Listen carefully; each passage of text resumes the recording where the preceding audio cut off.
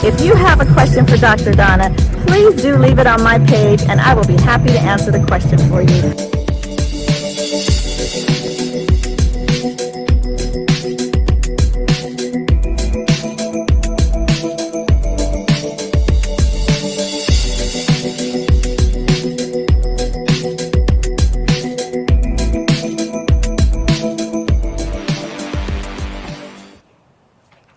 Hey, good Thursday evening. It is Thursday at 6:30 p.m. and as you know, every Thursday at 6:30 p.m. you have an appointment with your doctor.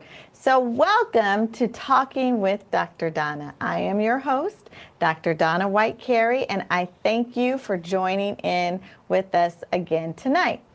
As usual, every Thursday I try to bring you up-to-date information about coronavirus and things that are happening in the world as we try to talk about health and our wellness and keeping our community and our families safe.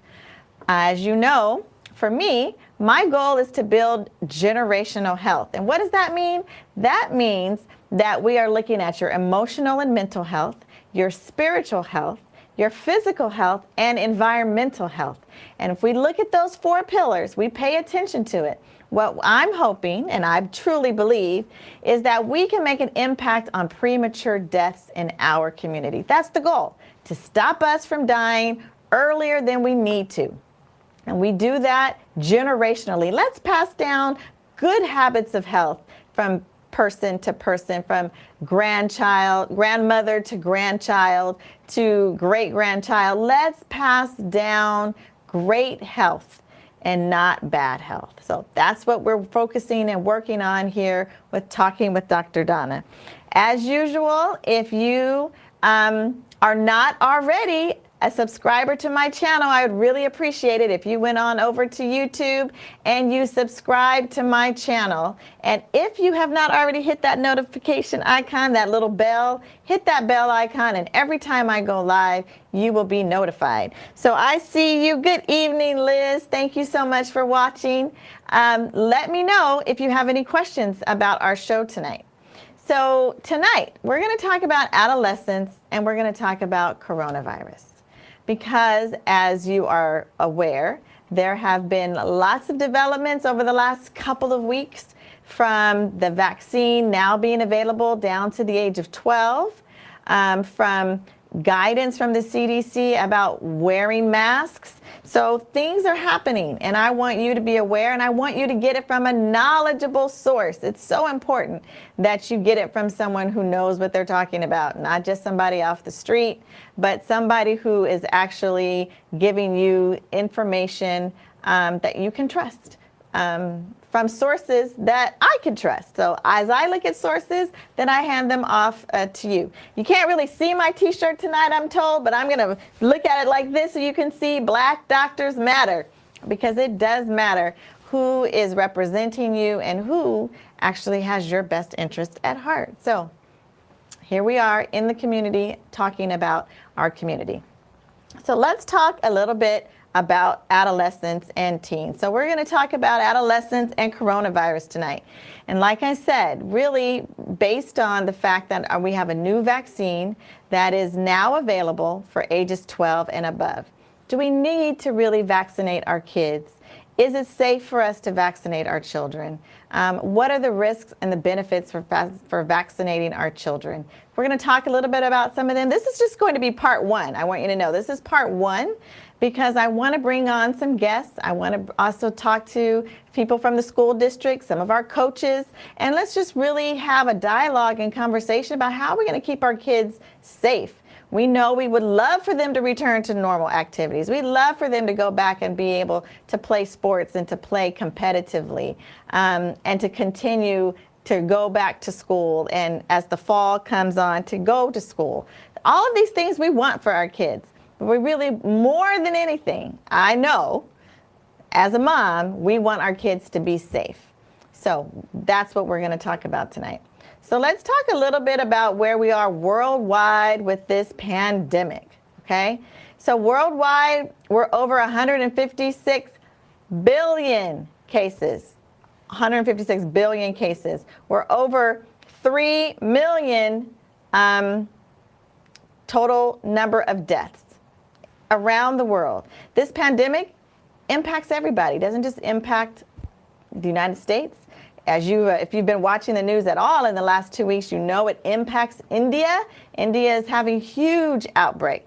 But we're going to, Brazil, we've got variants coming out of Brazil. It's impacting every single country around the world. We've got variants out of Brazil, variants out of South Africa, and variants out of India. So this virus, as the more people it comes into contact with, the smarter it becomes, the more it changes, and that's how we get variants. So we know it impacts everybody. So what are we going to do about it? So let's look at where we are in terms of our state, right? The state of California. So we have over 3.7 million cases in California, and over 62,000 people have died in California. So that's a lot of families impacted by this virus, okay? And makes perfect sense that we want to think about how to keep our residents of this state safe. So let's look a little bit more at our statistics for California. We know we're over 3 million total cases. We know we're getting still about 1,500 people who are testing positive every day, but that's way better than we were, last month. We're still getting about 46 people that died today from this disease. Again, we're doing so much better. We were in the thousands and then in the hundreds. So having 46 people die, still nothing to sneeze at. That's 46 people who are no longer aunts, uncles, moms, dads, cousins, sisters, brothers. That's a big impact. But we are getting better. We are starting to get a much better handle on the virus. And one of those reasons is because we have we have vaccines. We have 3 vaccines that are out there. In total, with all of the vaccines, we know that we have given over 33 million doses of our vaccine. Okay, 33 million people have been vaccinated, which is a great number of people. We know that in our state, we still have disproportionate people are being impacted. Black and brown people. Hey, this is why we're talking about generational health, because black and brown people are the ones that are being disproportionately impacted. And disproportionately means more than what is the standard, which is white people. More black people, more Lat people, more Asian Pacific Islander people, more Asians are being impacted by this virus than white people. Right? That's disproportionate. And that is a reason why we want to pay attention to this vaccines that are available and what the virus is doing in our community. So we're talking about overall stats in the world, stats in California. And now today, like I said, we're talking about our teens. So let's look at some of the statistics for our adolescents. So how many of our adolescents have actually been infected with coronavirus? So as of last week, we've had over 3.85 million children who have tested positive for coronavirus. Now, relative to, the number of adults, that doesn't seem like a lot. But a lot of children, 3.8 million of our children, are testing positive. I remember at the very beginning of this pandemic, we thought that this virus didn't impact children. It only impacted elderly. People who were over the age of 70 were getting the virus, and people over the age of 70 were getting hospitalized and dying. Well, that number, as the virus continued to spread, got lower and lower. The age got lower and lower, where we're seeing now even our youngest, even our babies, are testing positive for coronavirus, having symptoms for coronavirus, and who knows about the long-term effects of those children.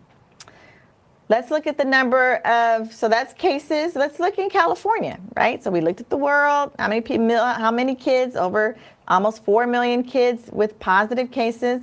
Looking in California, our confirmed cases, looking really in that 0 to 17 age group, we're at about 13%. And the 18 to 49 were about half of the cases in California are in that age group.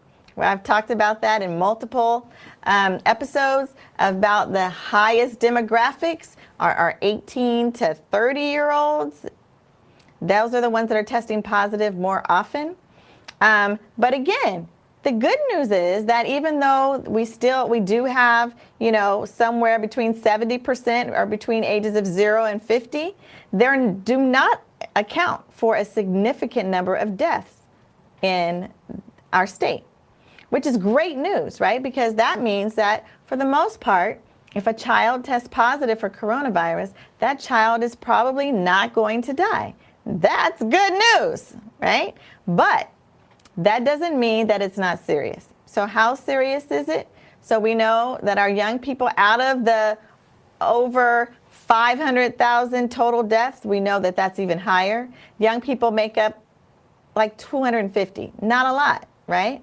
But still, it's more deaths than we usually get in a flu season, and we vaccinate our kids against the flu, right? Every year, we do a big push of vaccinating our kids against the flu for this very reason, because we don't want our young kids, our babies, our children dying from influenza. These are unnecessary deaths. And so if there's a vaccine available that can save our children, we should really take a good look at it to see if it's something that we want to give our children. So what happens to some of our kids? What are some of the health effects of our children and adolescents who do or have had coronavirus? So we know that there is a disease out there called MISC, or multi-symptom inflammatory disease, right? And what it does is it likes to cause inflammation in all of the various organs of the body. That's the most serious side effect, not side effect, but health effect that we've had on our children who have tested positive and have had symptoms from coronavirus. That's the one disease process that we're really afraid of, is our kids getting this inflammatory syndrome that impacts so many different parts and organs of their bodies. We don't know what that long-term damage is going to be.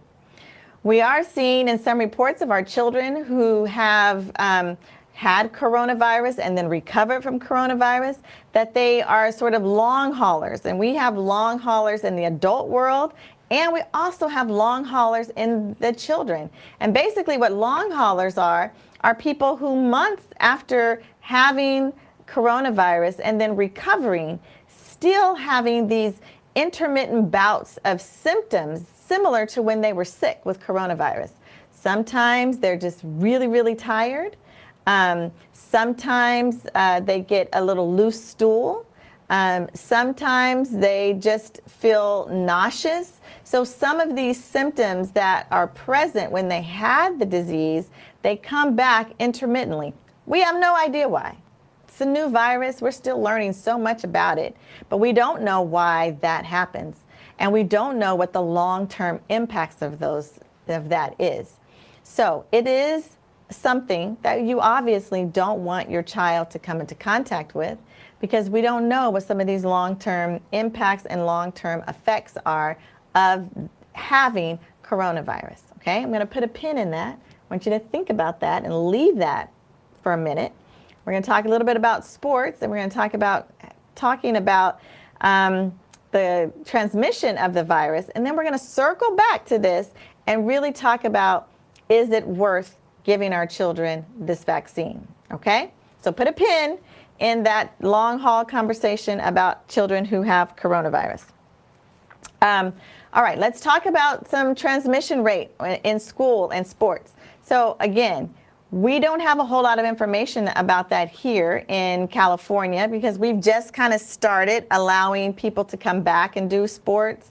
Schools are just starting to kind of come back together. But what we do know is that there is an increased risk when your child is playing sports or when your child is in school, right? And that increased risk is versus being at home with just your family. Well, of course, that risk is increased. So we don't want to blow that risk out of proportion. But we do want to think about how then can we stay safe knowing that we have this increased risk once we let our kids out of our houses. Right? We want our kids to get out. We need them to get out for their own emotional health, for our emotional health as parents. We want them to socialize. We want them to play sports, be physically active. But how can we do that in a manner where our kids can stay safe? Right? That's the question. How are we going to keep our kids safe once we let them out of the house? And there's a couple of things that we can do. Okay? So first, we don't ever want to forget masking. Lord help me. This whole little CDC conversation today blew my mind. Okay, if you haven't seen the news today, the CDC recommended that if you have a vaccine, if you're fully vaccinated, and again, fully vaccinated means you've had one dose of Johnson & Johnson or your full 2 doses of Pfizer or Moderna vaccine, and it has been 2 weeks after getting either your second shot of Moderna or Pfizer or after your first shot of Johnson & Johnson. 2 weeks later, you're considered fully vaccinated. Well, the CDC came out today and said if you're fully vaccinated, you don't need to wear a mask. Why? Because you're protected. Right? Because what the vaccine does is it protects you, again, against severe disease and hospitalization and death. Okay? Does not protect you, though, against the mild symptoms that you can get if you are exposed to coronavirus. So you could still get a cough. You could still develop a mild fever. You could still develop some symptoms of coronavirus, even though if you're vaccinated, you're probably not going to get so sick that you're going to end up being hospitalized or you're going to end up dying. So Dr. Donna doesn't like that recommendation. Now, I don't work for the CDC. The CDC didn't call me today and ask me about this recommendation. But since I'm your doctor on Thursdays at 6:30, I'm going to tell you I don't like that recommendation because you can still get sick from coronavirus, and we have always said that the mask is not only to protect you, but it's to protect people around you. Because we don't know if even if you're fully vaccinated, that you are still a carrier of the virus, that you can then spread the virus to someone else. So, all due respect to CDC, I think that if you're out in a public place, the safest thing to do is for you to mask. Why wouldn't you mask? Why not? Like, how is it like you've been in a mask for over a year? What's some other months until we can be certain that we've gotten rid of these variants or the variants are not impacting us, and to protect you and anyone around you from getting sick? So I would say, like for me, everyone laughs at me because even in a room of people who are vaccinated, I might still have my mask on. You can call me a little conservative or over the top. My family calls me the COVID police. But I do still wear my mask, and it's because I am protecting others and I'm also protecting myself. So the CDC recommended today, like I said, you don't need to wear a mask. There's going to be lots of companies and restaurants and different public places that are going to have to think about whether they're going to require masking when you go into a restaurant to dine, or when you go into a store to shop. Are they going to need you to wear a mask? So more of that is going to come. That recommendation just came hot off the press this morning, and there's going to be some conversations and some negotiations, I think, that are going to be happening around whether or not people are going to be required to wear masks when they're out and about. But talking about our kids, going back to our kids and our youth and their sports, thinking about, should our kids wear masks when they're playing sports? So when you think about a risk from low risk to high risk, and I know what you're thinking, because I know you people out there, I know what you're thinking. You're thinking now, wait a minute. These are CDC recommendations for our youth sports, and you're going to go along with some of these recommendations, but you're not going to go along with some recommendations for the mask. So do you like CDC recommendations or do you not like CDC recommendations? Well, I tell you this, we all have minds, right? CDC recommendations, not CDC mandates. These are recommendations. And so as recommendations, it's my job as a doctor to look at those recommendations and then to decide whether or not those recommendations fit into the patient that's in front of me, and for today, you all who are watching me. So that's my recommendation on masks, and now we're going to look at our recommendations on our youth sports. So what's safest? Of course, safest is having your child play by themselves. Dribble the ball, shoot the basket, all by themselves. Throw the ball up in the air, catch it by themselves. It's not really a whole lot of fun, but that is the safest. Then we go into the next category, which is team practice. So the good thing about a team, if you recall way back when the pandemic first began, we started talking about a bubble, right? And the bubble was the same group of kids, same group of people that you interact with, keeping them in this bubble so that you're decreasing the transmission risk and you're decreasing the opportunity for these variants to come in because you're all kind of in this same little bubble. Well, that's how I would consider team practice. These are kids who come together regularly on a team to practice together. So they're, in a sense, in a bubble. So that kind of is a lower risk as well. If you're indoors, I would still recommend wearing a mask. If you're outdoors, then you probably don't need to wear a mask, again, because of the way the virus works. It's easier to transmit indoors than it is outdoors. So if you're indoor sport, you're playing basketball or volleyball, something indoors, for now, I would say it's probably safer and safest to wear a mask. If you're outdoors playing soccer, football, probably don't need to wear a mask because it is outdoors, okay? Then we go within what's a little bit more higher risk. Higher risk is playing with another team, your team against another team. That's a little bit higher risk. You don't know those kids on that team. You don't know who they're coming exposure with your children, a little bit higher risk. But again, if you think about putting that extra layer of protection on with your child and wearing a mask, then you're safer than if your child is not wearing the mask.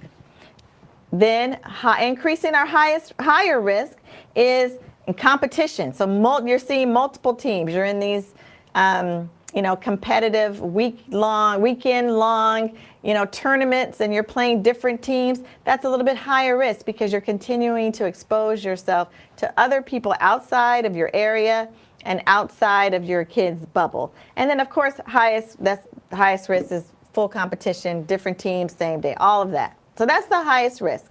So if you're thinking about putting your child in camp this summer, right? Because that's really where all of this is heading. Is it safe, Dr. Donna, for me to allow my child to go to camp?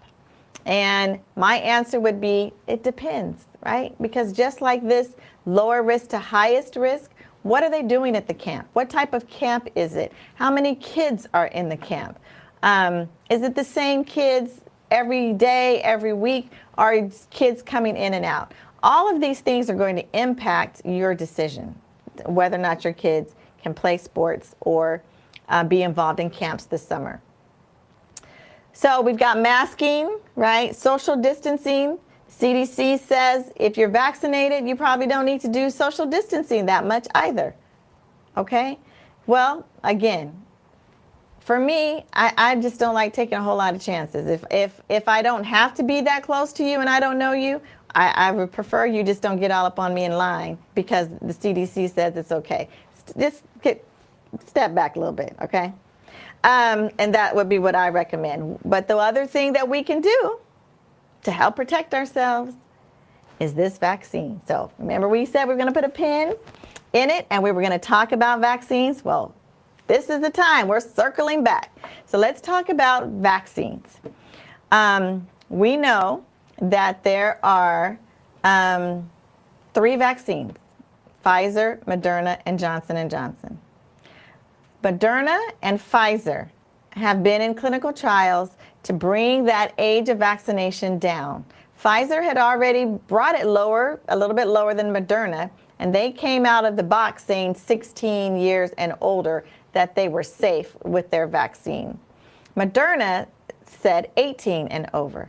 So Pfizer, while they were already distributing their 16 and over, continued to do the work to look at ages 12 to 16 and whether or not that vaccine could work in that population and was safe in that population.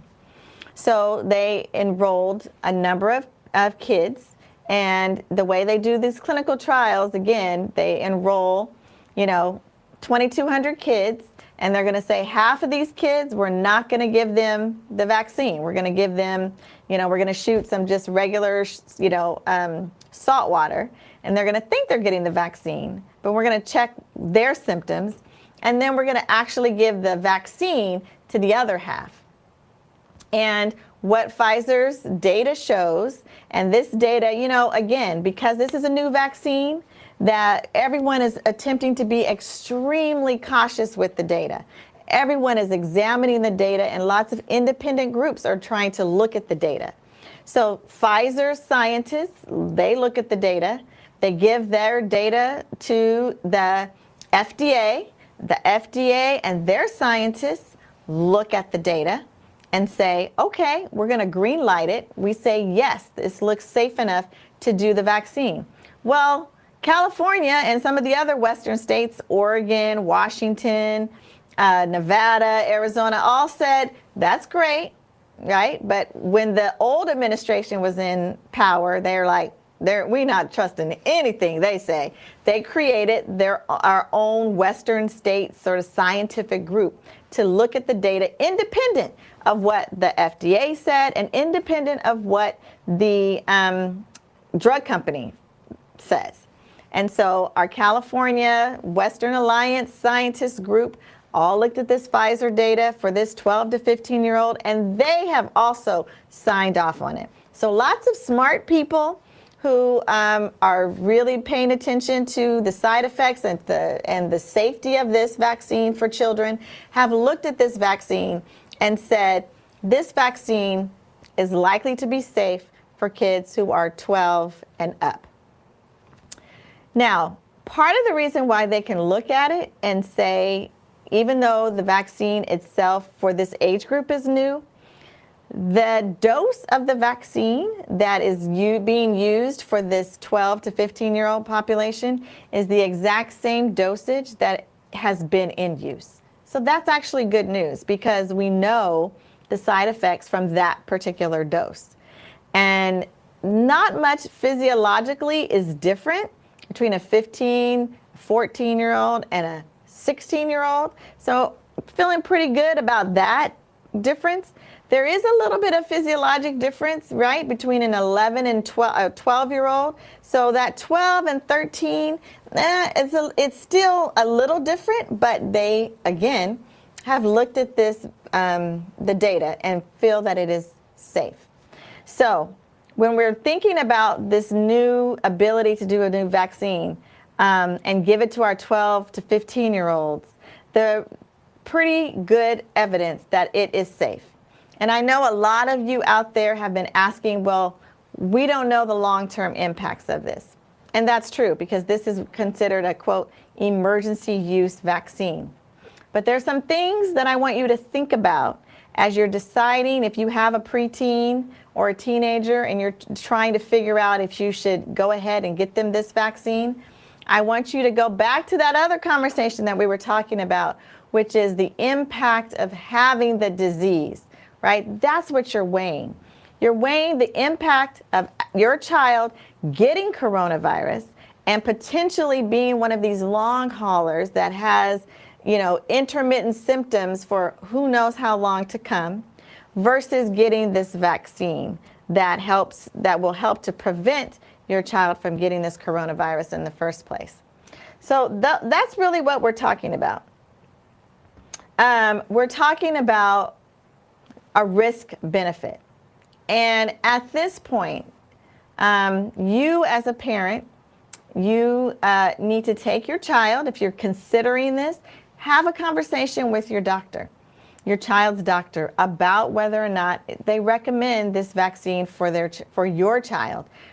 Thinking about, any medications your child might be on, any chronic diseases your child might have, any allergies that your child might have, because this is an individual choice. And to be quite honest with you, tonight, even though we have lots of data on this particular vaccine, and it's this dosage of vaccine for millions of people that have gotten this Pfizer vaccine, I'm going to be honest with you tonight. If there was somebody here who wanted to give this vaccine to my daughter who's 14, I'm not ready to just put it in her arm just yet.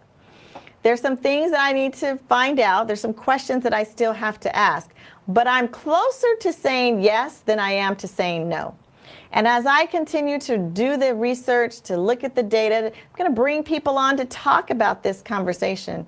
And we're going to really help you to make this decision, to answer some of the questions that you might have, to help you feel more comfortable. Because again, what I don't want is for my daughter to get coronavirus. I want her to play in her sports this summer. I want her to attend her camp this summer. I want her to go back to school in the fall and be involved in sports in her school. And so when I'm thinking about that and I'm thinking about that contact, I'm a lot closer to saying, yes, I'm going to get her vaccinated than I am to saying no. But I need a little bit more information from me. And as I get that information, I'm going to come and share it with you, because I want you to feel just as comfortable about giving the vaccine to your child as you did about giving the vaccine to yourself. But if you're already there and you know that you want to get your child this vaccine, here is how you can do it. For California, you can go to myturn.ca.gov and schedule an appointment, or you can call the California's COVID hotline. The phone number is right there. You can write it down. You can screenshot it, take a picture of it, whatever you need to do. And you can call and get an appointment for your child to get a vaccine. It's available in Walgreens. It's available in CVS. It will be available probably in your pediatrician's offices. And so you'll be able to make an appointment and get your child vaccinated. It is important for you to have that conversation. And guess what? You should also have that conversation with your child. You should ask your child how they feel about getting the vaccine and if that's something that they're interested in. And if so, all the more reason for you to explore whether or not it's safe for them to get the vaccine. If you have any other questions, you can always visit vaccinateall58.com. Vaccinateall58.com. That gives you a lot more information about the vaccine and coronavirus. And as always, you can go to covid19.ca.gov to get more information. So thank you so much for watching. I'm going to check and see if anybody has any questions out there. All right, lots of people still wearing their masks. The children and youth keep wearing their masks even after vaccination. So yes, hey Sharon, what I said was I would recommend it to be safest, right? If they're playing sports and it's causing them difficulty breathing and they really can't quite exercise with that mask, and I say it's safe probably to take it off 2 weeks after they've had their vaccine. But if they're tolerating exercising in the mask and they're doing some sort of contact sport, I think that I would still recommend for them to go ahead and wear it. All right, let's see if there was any other information, questions in here. Thank you. Good information. Thank you. I'm glad you think so. Again, we're going to have more conversations about this. This is not it. As more information becomes available, as the CDC comes out with more recommendations, I'm going to have more thoughts on those recommendations, and we're going to talk it through. Because again, I want to make sure that you have all of the information that you need to make a choice for you and your family that you are comfortable with. Okay? All right. So thank you so much for watching another episode of Talking with Dr. Donna. Again, if you are not subscribed to my YouTube channel, please go ahead and subscribe and hit that notify button. If you liked what you heard and you think there's some family members or friends who would benefit from this information, go ahead and share it. Don't be stingy. Share it with your family and friends so they too can get the same information that you have. Remember, our goal is to build generational health. So starting with this generation and continuing on, we want to make sure that everyone is as healthiest as possible so we can spread health from generation to generation. Thank you so much for watching. Remember, every Thursday at 6:30 p.m., you have an appointment with your doctor. I'm Dr. Donna White-Carey. Thank you so much for watching, and I'll see you at our appointment next week.